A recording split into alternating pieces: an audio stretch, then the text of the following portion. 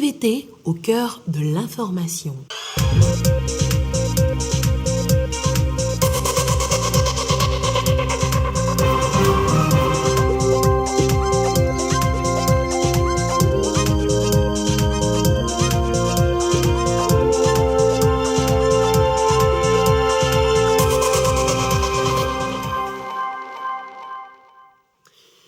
Bonsoir à tous. Dans l'actualité ce soir, loyer et caution au Togo, véritable casse-tête pour les populations. Source parfois de mésentente entre locataires et propriétaires. Le gouvernement veut mettre un peu d'ordre dans le secteur. À réaction ce soir dans les quartiers. Au Mali, c'est non. La CEDEAO dit non à une transition de 5 ans suggérée par Bamako. Ce jeudi, l'émissaire de la CEDEAO a rencontré les autorités maliennes de la transition. Et puis, de la gastronomie ce soir, le tilapia de chez nous, le goût, la production locale encouragée dans le plat. On comprend à la dégustation, vous verrez par vous-même ce soir. Voilà, madame, monsieur, le sommaire. Bienvenue, voici le 20h. Le Togo et ses projets de développement passés à la loupe ce jeudi à la présidence de la République. Le chef de l'État, Faure Gnassingbé, a reçu à cet effet professeur Oké Orama. Et c'est le président de la Banque africaine d'import-export, Afreximbank. Lui, à son tour, vous l'entendrez, se réjouit du soutien du gouvernement togolais. Ses propos au sortir de l'audience. We came to thank him for the support that the Nous sommes là aujourd'hui pour lui dire grand merci pour le soutien indéfectible du gouvernement togolais à notre société African Exports and Imports. Nous avons aussi échangé sur certains projets que nous sommes en train de réaliser ici. Nous avons particulièrement discuté de notre projet sur l'industrialisation, déjà en exécution à Lomé et qui est à sa seconde phase. En plus, nous avons échangé sur le programme du gouvernement pour voir comment procurer l'électricité et l'eau potable à plus de 75% de la population togolaise. Nous avons déjà investi plus de 500 millions d'euros dans des projets au Togo. Nos projets se situent dans les domaines industriels, dans l'hydroélectricité, dans les plateaux. Nous travaillons aussi dans la construction des routes et la santé. To get hospitals rehabilitated and to build new hospitals. Voilà l'audience accordée par le chef de l'État ce jeudi au professeur Oké Orama de Afreximbank. Les fins du mois et les loyers à payer, une grosse préoccupation pour les Togolais, vous le savez. Les locataires et les cautions de 12 voire 2 ans à verser, toujours un casse-tête. Le gouvernement veut réglementer le secteur. Le Conseil des ministres a évoqué le sujet hier. Un soulagement, rien que d'en parler déjà. Hilary Chamégan s'est rendu dans certains quartiers de Lomé ce matin. Voici son reportage. La loi sur le bail à usage d'habitation, un besoin longtemps exprimé par la population. On avant ça 1 an, 6 mois, on a des coucou kakabé, des coucou benade, 3 mois ici, on a ouéné d'odé, on a tog bena, t'as mis des coucou gandé. Ce besoin a reçu un écho favorable auprès du gouvernement. La question du coût des loyers et des cautions désormais réglementée. Une réglementation qui va protéger aussi bien le bailleur que le locataire. S'inscrivant dans la poursuite des actions menées en faveur de l'inclusion sociale et de la protection sociale des populations, le présent décret vise à plafonner le montant de la caution et de la garantie de loyer au Togo. Ce plafonnement a pour objectif de limiter les spéculations actuelles pratiquées dans notre pays et en particulier dans le Grand Lomé, tout en tenant compte de la nécessité de préserver les investissements réalisés par ceux qui contribuent à améliorer l'offre de logements disponibles. Selon cette disposition, la caution est désormais plafonnée à 3 mois de loyer et la garantie à 3 mois de loyer. Ainsi en a décidé le gouvernement, une décision qui fait déjà l'unanimité au sein de la masse. Je suis vraiment ravie que le gouvernement se souvienne de nous qui sommes locataires. Une caution de 3 mois, c'est plus abordable pour nous. Le gouvernement a décidé de nous aider Et c'est une nouvelle que moi j'accueille particulièrement avec grande joie. À présent, le pauvre citoyen pourra se trouver un toit où dormir. Les acteurs de l'immobilier se joignent déjà à la démarche pour mieux faire loger le citoyen togolais, conscient des difficultés qu'éprouve le citoyen en la matière. Sur les 3 dernières années, nous avons constaté une grave augmentation, de sorte qu'il faut tirer une sonnette d'alarme. Il y a un point d'équilibre qui n'est pas atteint. Ça soulage beaucoup les Togolais aujourd'hui. Je crois que cela va aider beaucoup les Togolais à pouvoir se loger. Ça devient un grand problème pour nous qui sommes les acteurs et que nous n'arrivons pas à travailler comme il faut. Et donc la décision du gouvernement, nous l'avons appréciée. Pour l'heure, la mesure ne prend en compte que le Grand Lomé. Elle va être étendue après évaluation, si possible, à d'autres localités du pays. Du social, le budget, cette année, en a fait une part belle aussi dans ses grandes lignes. Nous le relevions déjà hier dans le 20h. Le bonus, c'est bien, c'est aussi les annonces de fin d'année du chef de l'État.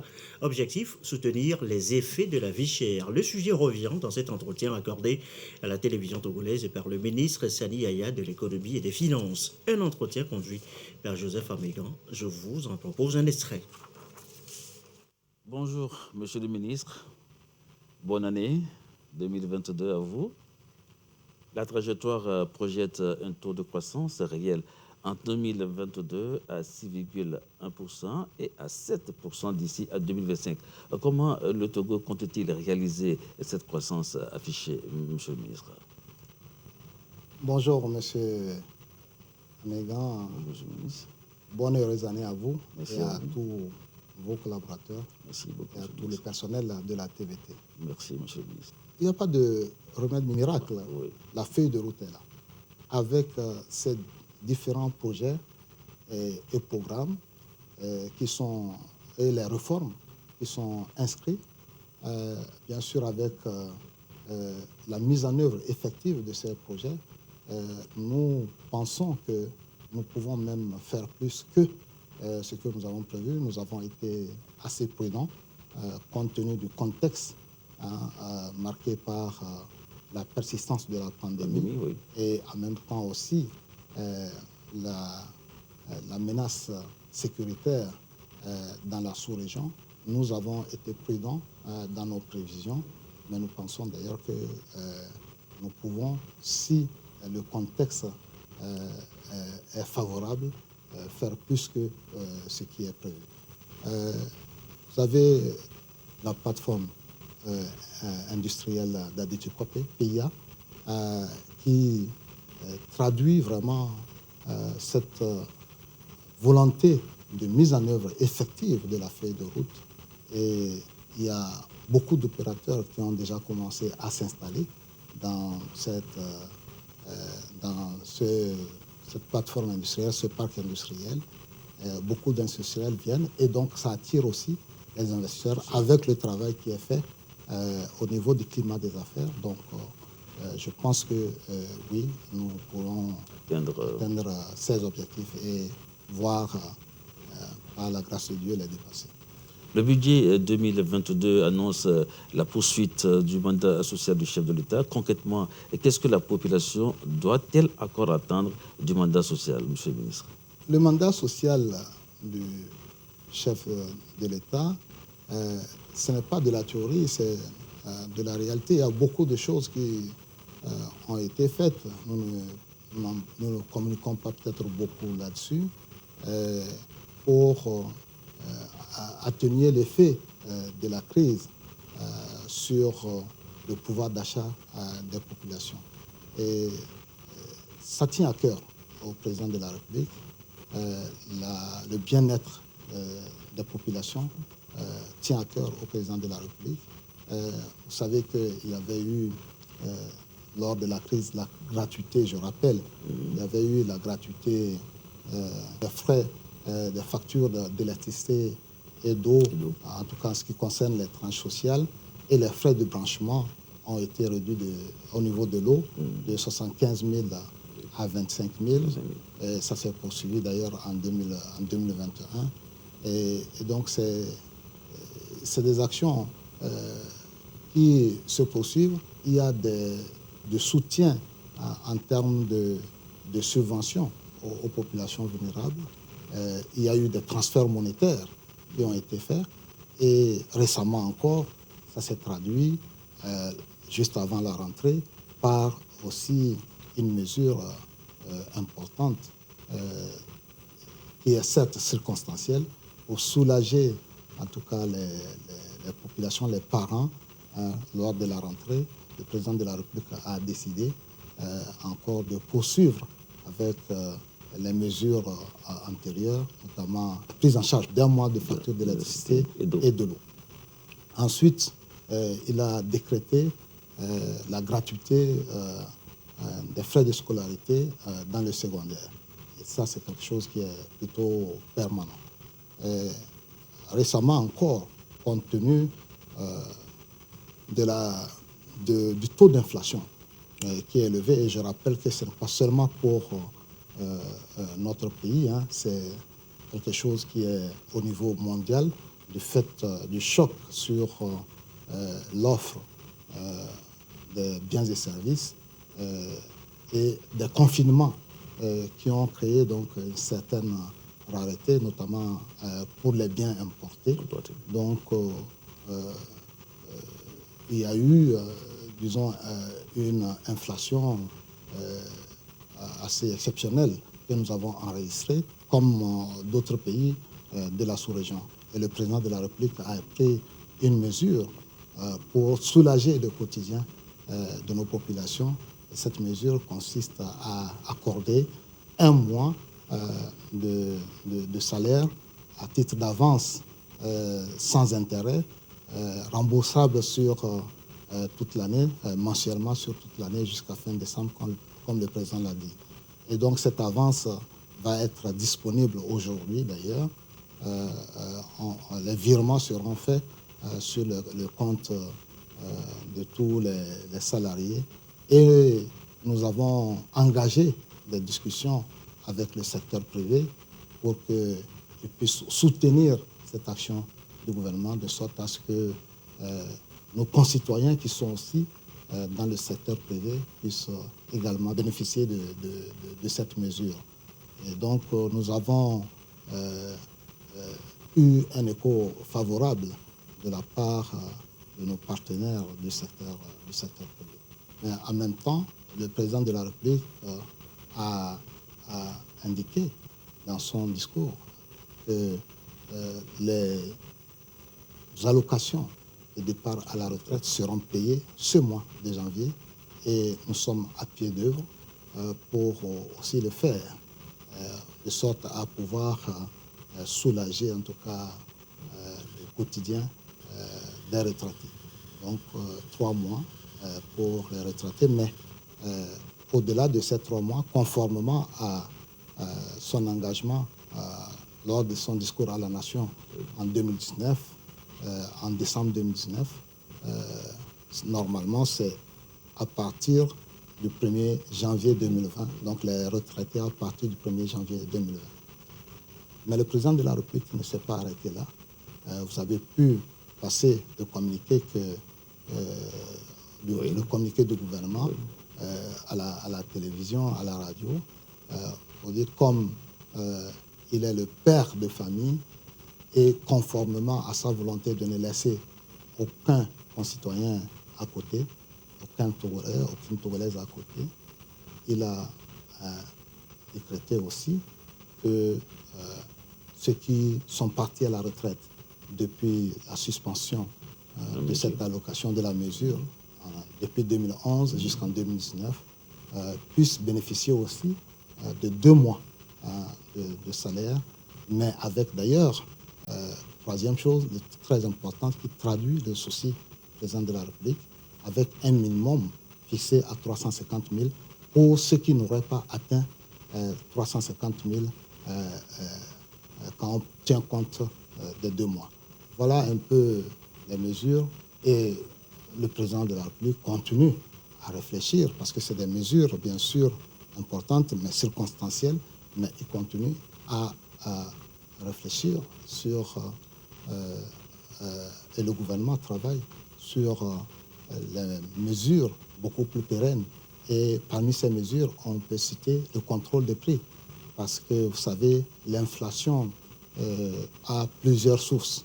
Mais pour ce qui nous concerne ici, au Togo, nous pensons que, certes, il y a l'impact de la pandémie avec l'inflation importée, mais il y a aussi une rétention volontaire, disons une spéculation que les gens pratiquent sur les marchés. Et c'est pour cela que le président de la République a instruit le gouvernement de renforcer le contrôle des prix. Et vous avez pu déjà constater une descente sur le terrain des équipes dédiées du ministère du Commerce qui sont sur le terrain à pied d'œuvre pour s'assurer, et la loi leur permet justement d'infliger des amendes à ceux qui feraient des abus. Et voilà, un entretien dont vous suivrez l'intégralité après ce journal de 20 heures.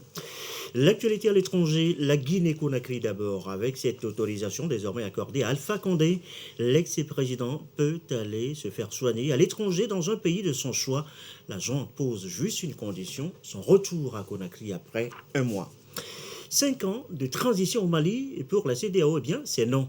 Un nom ferme d'Abidjan à Accra en passant par Lagos, le nom porté jusqu'à Bamako par l'émissaire de la CEDEAO, l'ancien président nigérian Goodluck Jonathan. Il l'a dit de vive voix aux autorités maliennes de la transition. Goïta, président de la transition au Mali, et Goodluck Jonathan, émissaire de la CEDEAO, aura duré plus de 2 heures. Au sommaire, le chronogramme prévoyant un prolongement de la transition jusqu'à 5 ans qui ne passe pas auprès de l'organisation régionale. Pour le Mali, c'est la voix du peuple qui s'est exprimée. Il y avait au moins 85 000 représentants des populations depuis les communes jusqu'au niveau national. C'est la voix donc du peuple, à travers ces conclusions, que nous avons décidé de faire connaître, non seulement au niveau national, mais aussi au niveau international. Cela est d'autant plus important que le Mali a décidé, à travers cette refondation, de trouver définitivement une vision malienne par les Maliens pour le Mali. Pour Abdoulaye Diop, ministre des Affaires étrangères, le chronogramme est une base de discussion afin de parvenir à une entente. Le chronogramme qui est soumis est une base de discussion et que le Mali reste ouvert au dialogue. Et c'est dans cet esprit que la CEDEAO aussi a dépêché son médiateur ici pour des discussions avec les plus hautes autorités du Mali. La CEDEAO, qui se réunit ce dimanche en sommet, décidera alors de la réponse à apporter à ce calendrier. En décembre, les dirigeants ouest-africains avaient réclamé la tenue d'élections le 27 février de cette année. Cela dit, retour chez nous au Togo, il est 20h19. Vous êtes peut-être déjà à table en ce moment même. Bon appétit. Le tilapia togolais peut vous en redonner demain. Du tilapia produit chez nous. Le goût de ça, eh bien, ça se savoure. On comprend pourquoi la production locale est fortement encouragée. Le tilapia de chez nous, eh bien, c'est le dossier de cette édition, dossier signé Marie-Ange Bidard. Week-ends à Lomé. Lionel rejoint son ami Carmen dans un restaurant de la place. Au menu, du poisson, du tilapia à la ezazozo.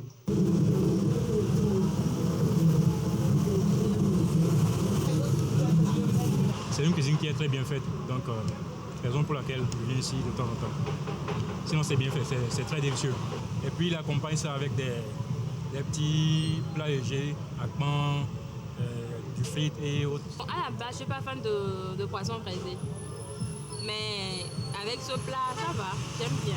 À l'instar du jeune couple, Adjo, une autre habituée des lieux. Un coup d'œil vite fait et elle passe sa commande.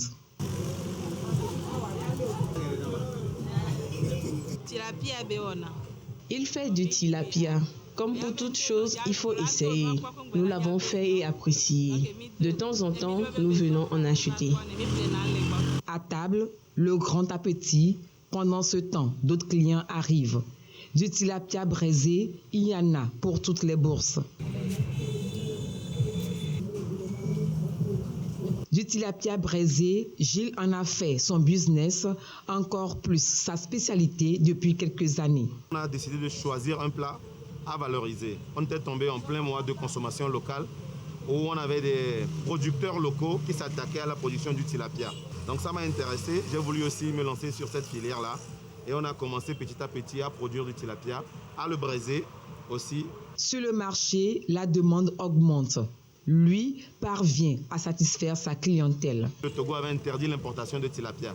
Ça veut dire que tout le tilapia trouvé sur notre place économique était des poissons produits au Togo. Nous nous approvisionnons sur le marché local. Nous avons les plus gros producteurs de tilapia qui sont aujourd'hui notre fournisseur. Sur les fourneaux, leur manière de braiser leur tilapia, une identité reconnue par les clients. J'aime bien comment ils font, tout ce qu'ils font. J'aime ça.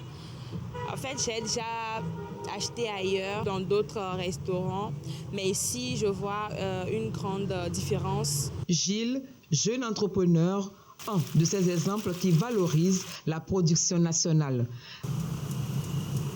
Avec son art culinaire, il a su redonner goût au tilapia de chez nous. Et ça donne vraiment de l'eau à la bouche, on se calme.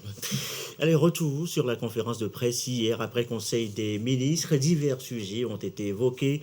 Loyer, caution, nous en parlions d'ailleurs tantôt, et bien d'autres aussi. Voici l'intégralité de cette conférence de presse d'après Conseil des ministres, animé par le ministre secrétaire général du gouvernement.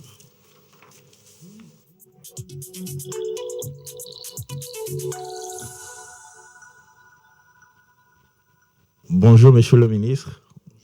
Moi, c'est Thierry Afanoukwé. Je suis journaliste à Gapola.net. Alors, aujourd'hui, le gouvernement examine un décret de projet portant réglementation de la caution, de la garantie de loyer et du bail d'habitation.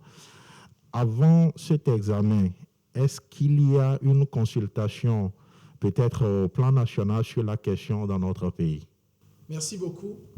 Le gouvernement a examiné aujourd'hui le projet de décret relatif à la réglementation des cautions et des garanties, qui est un sujet qui a fait l'objet de discussions à plusieurs reprises dans le cadre du Conseil des ministres et qui a fait l'objet aussi de discussions inclusives avec l'ensemble des acteurs du monde de l'immobilier. Et si on se rappelle, depuis 2019, et cela continue en 2020, il y a eu un atelier suivi de plusieurs échanges avec les différents acteurs. Ça va de la Fédération des notaires à la Fédération des acteurs, des agents immobiliers, aux propriétaires et à un certain nombre d'associations de consommateurs.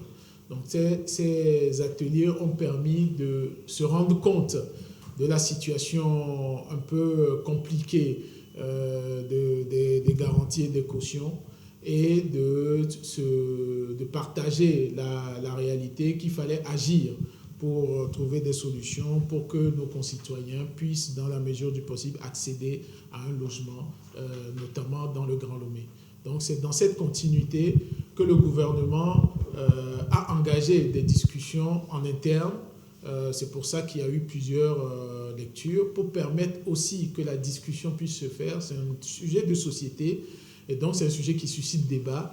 Et donc le gouvernement a souhaité étudier cette question de manière assez profonde et assez récurrente avant de proposer une solution qui est celle qui a été adoptée aujourd'hui et qui, le gouvernement l'espère, permettra de soulager les populations. Joachim Loko, Journal Dunia Le Monde. Monsieur le ministre, quels sont les mécanismes d'application de ce décret de règlement de la caution? Le premier mécanisme de cette réglementation sur la caution et les garanties, c'est d'abord la formalisation. Il faut savoir que le décret formalise les modes de contractualisation concernant le bail. Désormais, le bail est écrit. Il faut, pour que le bail puisse être reconnu, soit un document écrit. Et pour faciliter cela, le ministère de l'Urbanisme a prévu un modèle type de bail qui sera mis à disposition dans les prochains jours dans les mairies, mais aussi au ministère de l'Urbanisme et sur les différents sites de ces institutions-là, pour permettre aux uns et aux autres de savoir dans quel cadre on s'inscrit. La formalisation est le premier mécanisme de contrôle de la mise en œuvre de cette mesure. Et ensuite, il y a d'autres mécanismes qui sont existants dans le cadre des contrats dans notre pays, qui sont des mécanismes de déclaration de ces contrats-là auprès des institutions, comme par exemple les mairies ou comme par exemple l'OTR, conformément au Code général des impôts. Donc, ces mécanismes-là permettent de formaliser les relations entre bailleurs et locataires. Et donc, à travers cette formalisation, on pourra ainsi s'assurer que chacun respecte cette réglementation. Il faut préciser que le test prévoit aussi des mesures, disons, dans le cadre du non-respect des dispositions qui sont prévues ici, puisque l'objectif est de faire en sorte que le montant des cautions et le montant des garanties soient plafonnés à 3 mois pour ce qui concerne chaque catégorie, afin de permettre aux locataires de pouvoir accéder facilement à un logement, notamment dans la zone où le problème se pose avec le plus d'acuité, le Grand Lomé. Moi, c'est Arodo Kofi, je suis du journal News of Togo. Alors, monsieur le ministre, donnez-nous les précisions sur les notions de garantie et de caution. La garantie et la caution, les deux éléments combinés, sont des éléments en fait de sûreté pour le propriétaire. Ce sont des éléments de sûreté, mais n'ont pas la même fonction. En termes de caution, il s'agit de déposer une somme donnée pour faire en sorte que, en cas de dégâts, en cas de situation imprévue qui porte sur le bien qu'on prend en location, on puisse avoir de l'argent pour couvrir ces dégâts-là. La garantie sert à couvrir les difficultés de réponse au paiement du loyer qui peuvent aussi subvenir. Donc les deux éléments en fait visent au final à rassurer les propriétaires qu'ils rentreront dans leurs droits et qu'ils retrouveront leurs biens dans des conditions qui sont acceptables. L'objectif est d'une part de permettre aux locataires d'accéder à des logements, mais aussi de rassurer ceux qui investissent dans les biens immobiliers. Parce que nous devons savoir que la réalité à laquelle nous sommes confrontés, c'est une réalité de pénurie, une réalité qui fait que l'offre est en quelque sorte moins importante que la demande. Donc il faut faire en sorte qu'on continue à donner envie aux propriétaires de construire des logements tout en permettant aux locataires d'accéder à ces logements dans de bonnes conditions. Monsieur le ministre, comment se fera la phase transitoire quand on sait qu'il y a certains qui ont déjà eu à payer leur caution? Le test dispose essentiellement pour l'avenir et les droits qui sont acquis et qui ont été déjà versés ne sont pas en quelque sorte concernés par le test. En revanche, pour tout bail qui viendrait être pris à partir de l'adoption de ce test, les conditions qui sont fixées dans le cadre de ce décret devront être respectées parce que ces conditions sont de droit public et sont d'application pour tout le monde à partir du moment où elles sont adoptées. Le Conseil des ministres a également examiné un projet de décret fixant les conditions de coopération entre les organisations non gouvernementales et le gouvernement. Alors, notre préoccupation, c'est de savoir est-ce qu'aujourd'hui, il y a une urgence pour que le gouvernement puisse travailler sur un tel décret? Ça dépend de l'appréciation qu'on a. Mais ce que nous voulons dire, c'est que quand nous prenons dans l'optique de la feuille de route, le gouvernement a inscrit un certain nombre de sujets comme étant prioritaires, parmi lesquels l'inclusion et l'harmonie sociale. Et nous savons le rôle que l'action communautaire, l'action associative peut avoir dans ce domaine-là, mais aussi le fait de renforcer les structures de l'État. Le gouvernement a, dans le cadre de la mise en œuvre de sa feuille de route, souhaité que l'ensemble de ses partenaires puissent être alignés sur la vision qu'il est en train de déployer, ce qui paraît cohérent pour nous tous. C'est-à-dire que quand on a un objectif en tant que gouvernement, il est logique que les différents partenaires qui interviennent sur le territoire puissent s'aligner dans le cadre de cette vision-là. Il y a eu des échanges avec les partenaires et il est important que les échanges se poursuivent aussi avec les organisations non gouvernementales. Et il vous souvient qu'en juillet dernier, le gouvernement avait annoncé avoir suspendu le fait de donner des agréments à ces organisations non gouvernementales, le temps de réviser le cadre dans lequel ces organisations non gouvernementales interviennent pour pouvoir leur permettre de prendre la pleine mesure de leur activité et d'avoir le maximum d'impact sur la population. tout en permettant au gouvernement de jouer son rôle d'acteur public, c'est-à-dire de créer les conditions pour que ces organismes puissent intervenir. Alors, la notion de l'urgence, elle est pour d'abord ces organisations non gouvernementales qui attendent de savoir quel est le nouveau cadre dans lequel elles vont intervenir. Elle est pour les populations qui bénéficient de l'intervention pertinente de certaines d'entre elles. Elle est aussi pour le gouvernement qui vise à clarifier les relations avec ses différents partenaires pour pouvoir continuer la mise en œuvre de la feuille de route en lien avec ces partenaires-là. Les partenaires alignés, c'est une politique gouvernementale qui a plus d'efficacité pour vous, pour moi, pour l'ensemble des Togolais. Donc, dans ce cadre-là, oui, il y a nécessité d'harmoniser ce cadre, de le moderniser et de le rendre plus efficace.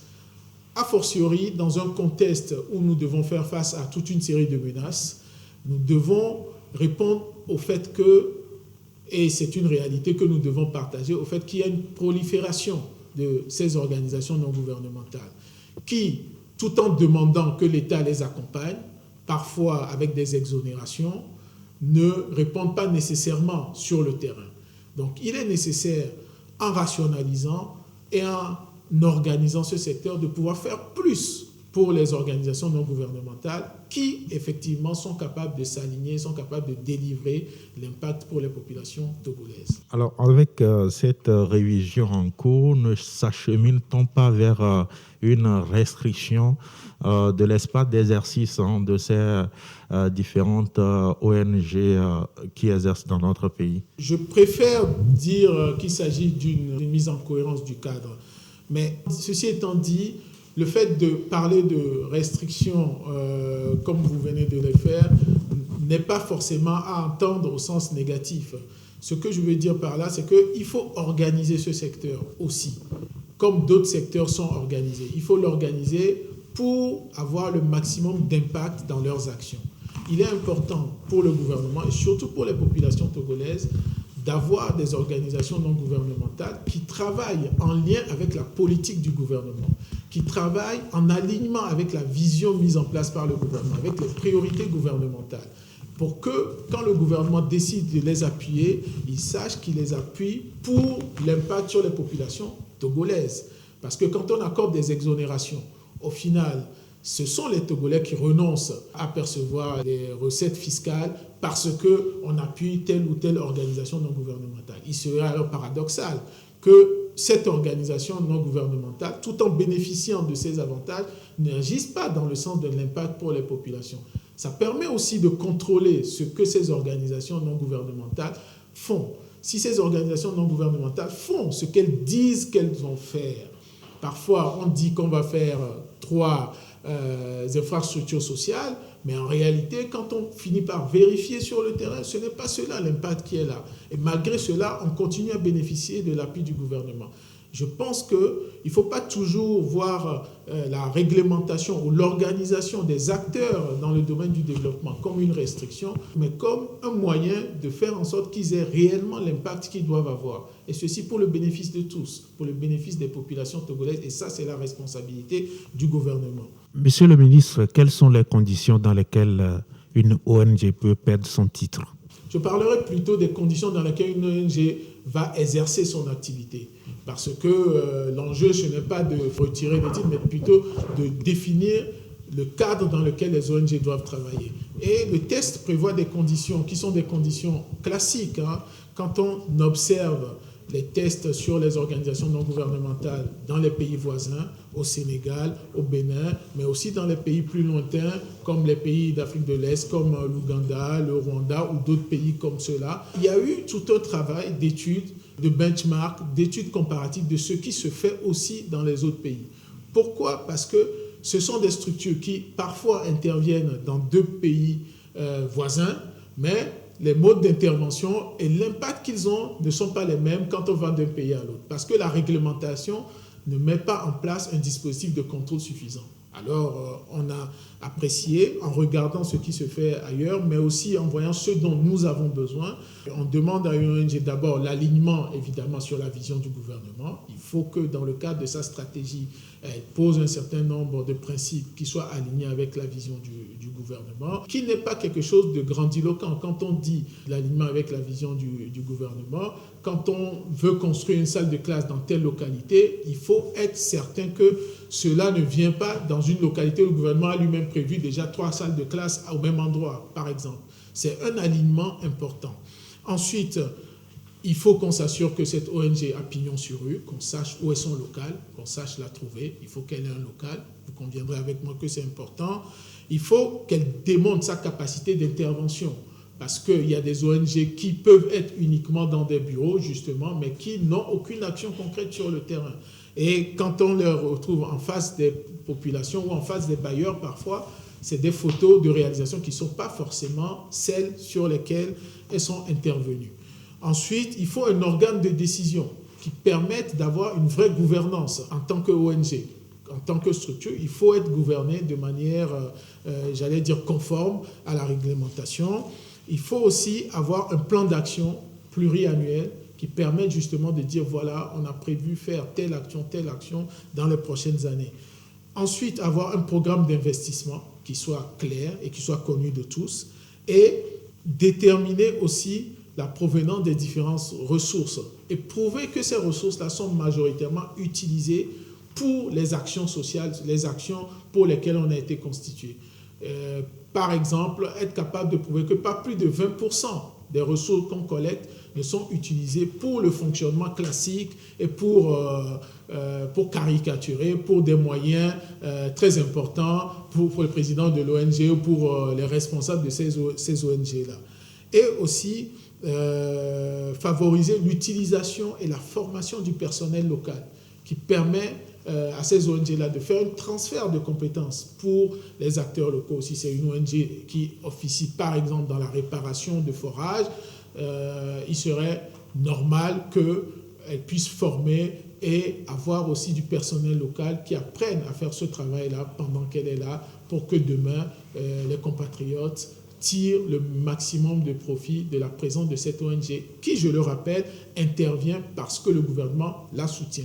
Monsieur le ministre, aujourd'hui, le gouvernement cherche à étendre la réserve foncière spéciale des cantons de Dalavé et de Bomé dans la préfecture de Zio. Est-ce qu'il y a des projets en vue pour que le gouvernement cherche à étendre la réserve en question? J'ai beaucoup parlé de la feuille de route gouvernementale qui, comme vous le savez, comporte un certain nombre de projets structurants, que ce soit des projets industriels, des projets agricoles, des projets pour le bien-être des populations ou des projets de logement pour les populations. Il est logique que le gouvernement puisse anticiper. Il ne s'agit pas d'attendre que le besoin de projet se fasse sentir, mais il faut prendre les devants et anticiper et aménager, identifier d'abord, organiser et aménager les espaces qui vont être utilisés pour ces projets-là. C'est dans ce cadre que s'inscrit ce projet de déclaration d'utilité publique. Nous l'avons vu, le sujet du foncier est un des sujets clés pour attirer les investisseurs et pour investir. Il est donc logique que le gouvernement puisse anticiper et avoir un schéma d'aménagement clair qui amène à déclarer d'utilité publique cette partie de notre territoire dont les modalités seront définies par le ministre de l'Économie et des Finances ultérieurement. Alors, Monsieur le ministre, quelles sont les dispositions prises pour les indemnisations? Ces dispositions seront définies par le ministre de l'Économie et des Finances parce qu'aujourd'hui, on déclare la zone d'utilité publique. Il y aura des démarches techniques qui seraient trop longues de détailler ici, mais il y aura des démarches d'identification des différents lots. S'il y a des terrains qui sont lotis, s'il n'y en a pas, ça sera aussi identifié pour que ensuite les démarches puissent être faites avec les différents acteurs locaux, les acteurs notamment des services déconcentrés de l'État, les préfectures, etc., et que ça puisse se faire.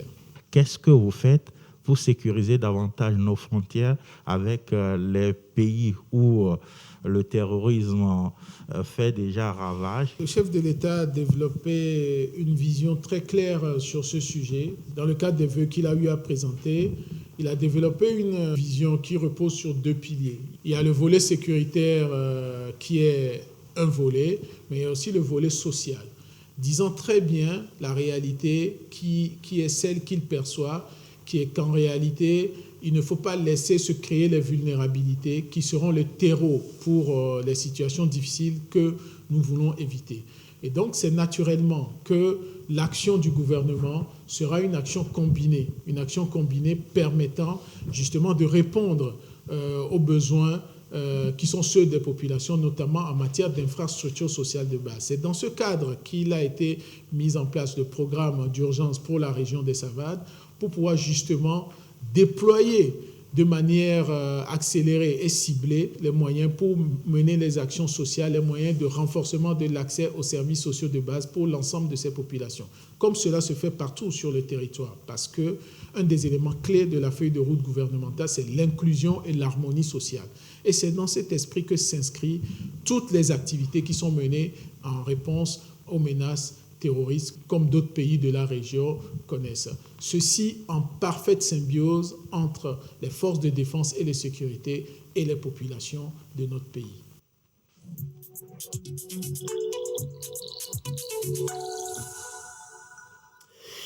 Et voilà, c'est donc la fin de cette édition. Vous venez là de suivre donc le conseil, la conférence de presse d'après conseil des ministres.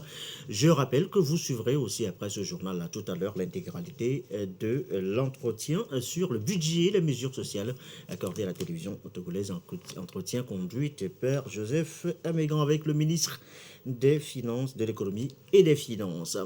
Fin donc de cette édition. Merci à vous qui étiez restés éveillés à notre compagnie. Merci à vous qui nous suivez à Kara et à Bamako au Mali. Et comme d'habitude et toujours, fidèlement, très belle soirée.